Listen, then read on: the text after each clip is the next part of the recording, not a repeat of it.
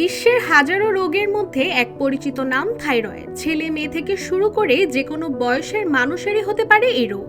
বলা হয় নারীদের উপর এই রোগের প্রভাব বেশি হলেও তা ক্রমাগতভাবে পুরুষদের শরীরেও একইভাবে লক্ষ্য করা যায়।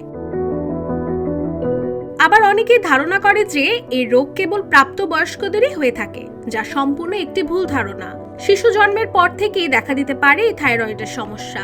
তবে সময়ের সাথে সাথে থাইরয়েড হরমোনের অভাব বা জুভেনিয়াল থাইরয়েডিজম বিশেষ গুরুত্ব না দিলে তা শিশুর জন্য বিস্তার করতে পারে ক্ষতিকর প্রভাব।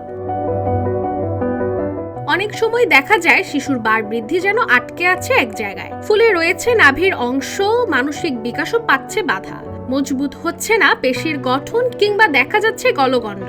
কেউ কেউ আবার হয়ে পড়ছে বেশ দুর্বল, অল্পতেই ক্লান্ত, অতিরিক্ত ঘুমের প্রভাব কিংবা কারোর রয়েছে কাজে মনোযোগ ও উদ্যমের অভাব। সেই ক্ষেত্রে প্রথমে চিকিৎসকের পরামর্শে পরীক্ষা করে জেনে নিতে পারেন আপনার সন্তান থাইরয়েডে আক্রান্ত কিনা। কেননা সঠিক সময়ে রোগ শনাক্ত করা গেলে তা দ্রুতই চিকিৎসা ও ওষুধের মাধ্যমে সেরে ফেলা সম্ভব।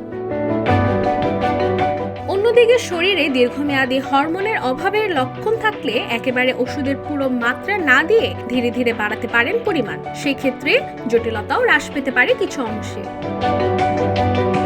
রাশিকা হোসেন, রূপালী বাংলাদেশ।